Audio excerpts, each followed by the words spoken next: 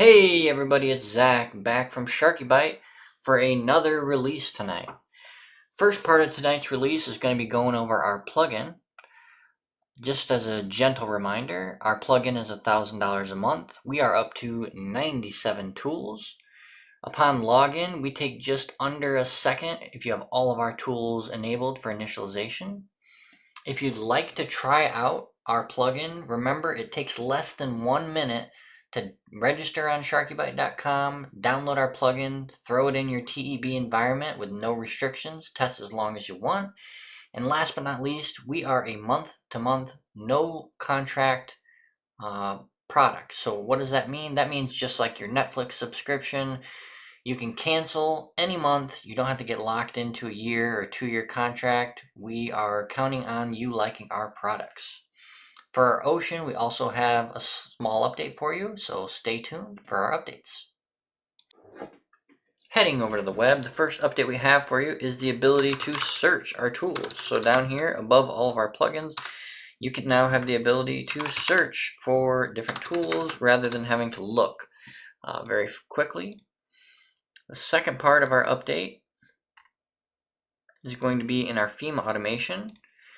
We now give you the ability to apply individual household assistance as its own mapping instead of just individual assistance. So those are 2 separate mappings now. Heading over to Encompass.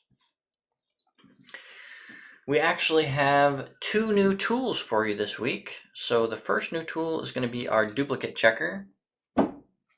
What that allows you to do is, using all these different properties, you can check for lone duplicates either in our tool, or if you want to set a field to how many duplicates you found, you can do that as well the same way. So this is the tool you can open up here, and then in the configuration menu,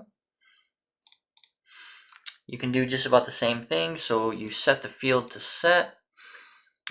You set our MISC trigger field to duplicate check, and then you can control which field gets set, and this will just get set to the number of duplicates it finds.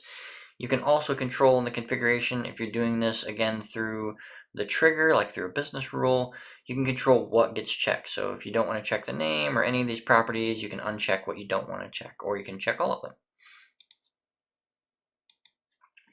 The next update we have for you is going to be in our Fields tool. We have now expanded the option for all fields. So you can come in here now, you can type in custom fields. That will open up the custom fields option so you can search through everything all at once. That's nice and handy. Next up is going to be our login firewall. So the request here was to be able to block specific machines from being able to log in. So this is going to be the configuration tool. I'm going to resize this a little bit so it doesn't show any sensitive information. But what you can do is you can click on any one of these machine names here, click on add to block list, and that will add it over to your blocked machines. This logout message you can use to control what the user sees if they try to log in through an unauthorized computer. And then these options up here allow you to search through the history of logins. I believe it goes back 60 days, but this is the same audit trail that you can get in settings for previous logins. That is going to be it for this week. Stay tuned for more updates. We have tons of updates coming next Sunday. We're always adding new tools. If you have any new suggestions for new tools or new features to existing tools that you would like, as always, please add them to our idea portal. It's free of charge. We don't charge for any custom development.